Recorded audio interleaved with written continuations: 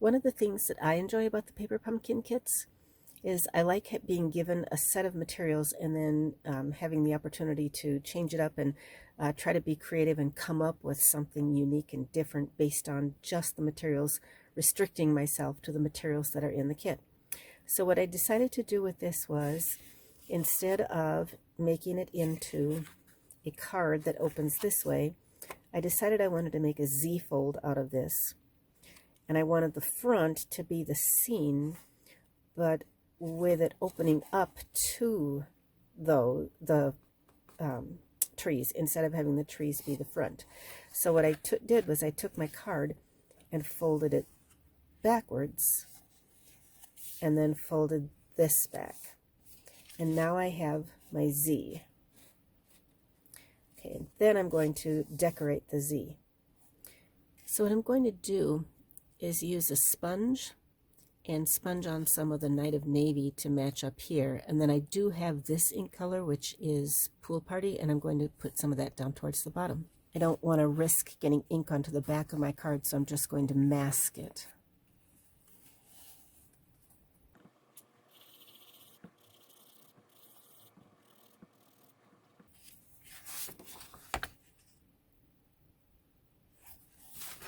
All right, now I'm ready to come with my Pool Party color.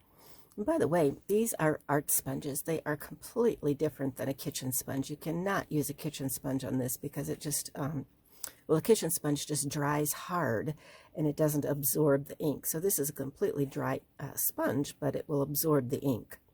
This is Stampin' Up's old style ink pad. You can tell because it has the 3 dots down here. It hinges at the bottom. So I pushed it just to release it. Then it hinges and I push it forward. And once again, I'm going to put that mask over here to protect the back of my project. And I'll add some of this Pool Party towards the bottom. And then I can come back with the punch outs, the tree punch outs that were part of the kit. Now, I'm not going to throw this away. Look how pretty and sparkly that paper is. Definitely going to save that and use it for something else. So for this project, I'm actually going to use 2 of them. I'm going to cut this off right here, put one on the front, and then I'm going to have another one on the inside.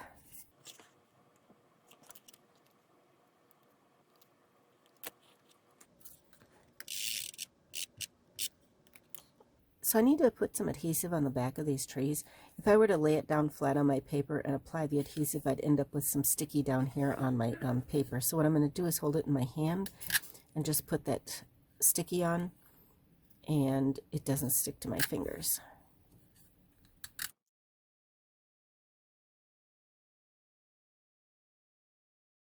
Then I'm going to come back with these guys. Not with these guys. These I'll use on a different project. I'm going to come back with these. So I'm using up 2 of these punch outs on this card.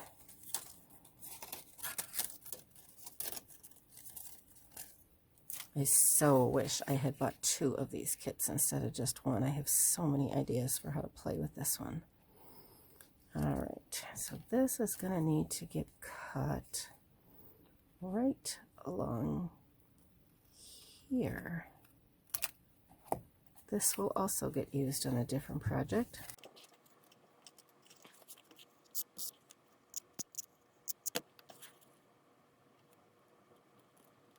And once again, if I have any little loose branches up here, I can just lift them up and take my tape and apply a little bit of adhesive underneath.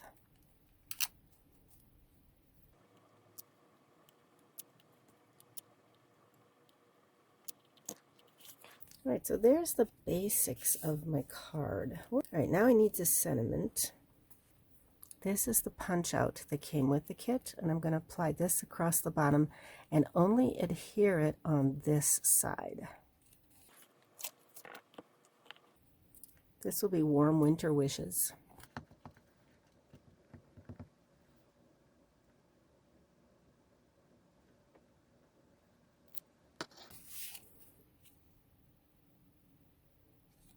So this is only going to be applied along this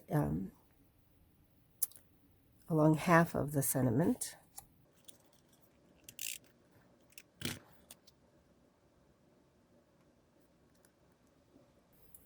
The kit came with these cute cardinals, so I'm going to put a few of these on. So easy to punch these guys out, and I love the fact that they came pointing both directions, so I can have some facing right and some facing left. These are the self-stick adhesives that come with the kit. I'm taking off the release paper and just going to put it right there behind the body of the cardinal. Haven't quite decided where he's going yet. I might actually end up using 3. We'll see here in just a minute. This is actually getting designed on the fly. This is not what I had in mind before I started the project. All right, so we'll put him up here. I'm kind of leaving a little bit of space because this feels kind of empty, so I'm going to come back and fill that in with something. I'm just not quite sure yet. Okay, now I've got a little bit of color balance going on, but in terms of visual interest, I've got some space in here that needs to be filled in with something. Oh, actually, I'm going to put a snowman in that space because I'll tell you why. When you punch the trees out of here, you have this beautiful sparkly paper, and so I'm going to make a snowman out of that sparkly paper. This is the snowman stamp set, and it actually comes with a punch that matches it. So here's my snowman. Let's get him stamped. So cool. And there's a little hat that goes with him. See that little hat right there? So I'm actually going to stamp that on the sparkly paper too. All right, here's my punch.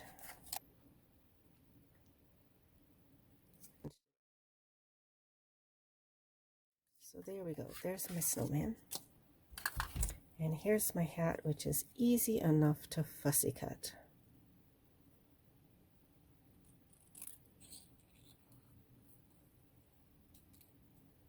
I don't know if your mother taught you. I can remember when I was a kid, my mom told me to keep the scissors pointed one direction and turn the paper when you cut, that it's easier to be, that you have better control that way. And it works for me. So thank you, Mom. Need some arms. The punch has some arms. I'm just going to go find some black paper. All right. I put my hand over because that way I can keep them from flying in all directions.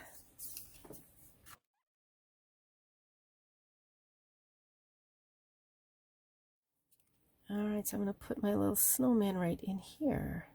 All right, so I'm going to put some little bit of red here on my berries. I'm going to make my hat black.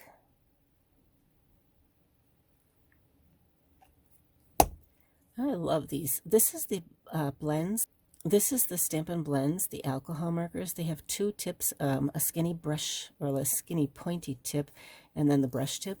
I almost always color with the brush tip, and I love how sharp and pointy it is. It makes perfect coloring that you just saw me do. But because it's an alcohol marker, you do want to make sure that they're well capped, otherwise they'll dry out. Right, I'm going to use the darker color on the holly leaves up here, and then I'm going to use the lighter color on the band of the hat.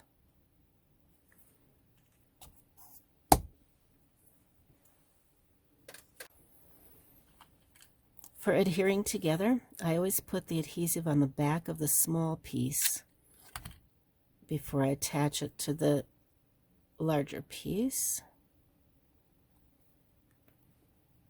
So there's my snowman ready to go, and then he will be adhered to the front of this.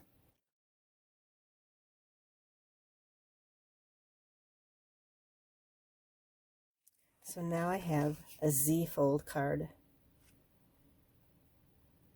And then I can go ahead and put my sentiment into this space.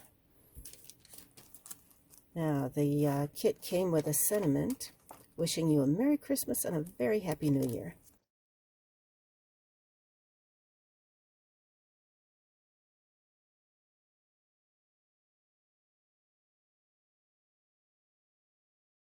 So there you have a Z-fold card made from the kit.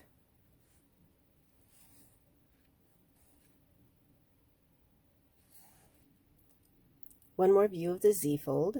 Here's the card closed, and there it is open If you're watching this on Facebook, I sure would appreciate a thumbs up. Then I know that you do enjoy this kind of content and find it useful.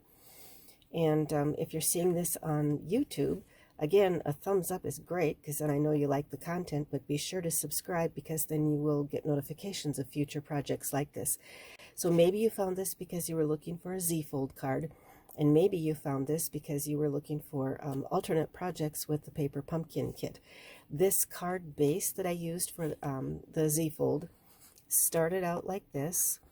It was intended to be folded and made into a card this way, but what I did was I folded it backwards, and then I took this part and folded it backwards again to make that Z fold for this project.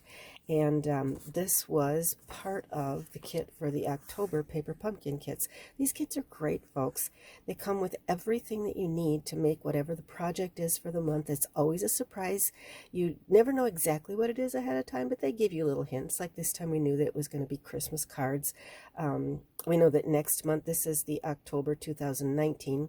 We know that next month's kit is going to coordinate with all the imagery from this one, and that next month's kit is going to be paper Christmas tags. So if you want to get in on that kit, make sure that you subscribe by November 10th in order to get that next one. And if you love this kit and you missed it, when you are a subscriber, you can always go back and buy any past kits that are available. So if you're not a subscriber, you don't have the option to purchase the refills and the past kits, but if you are a subscriber, you can. So if you subscribe for November, you might be able to go back and snag one of the extras of this kit once they become available.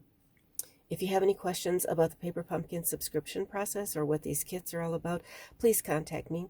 As a Stampin' Up! Demonstrator, it is my job to help you get the most out of the products that you purchase from Stampin' Up! So thanks for stopping by, and we will catch you next time. And again, remember to subscribe, and please give it a thumbs up. Thanks. Bye.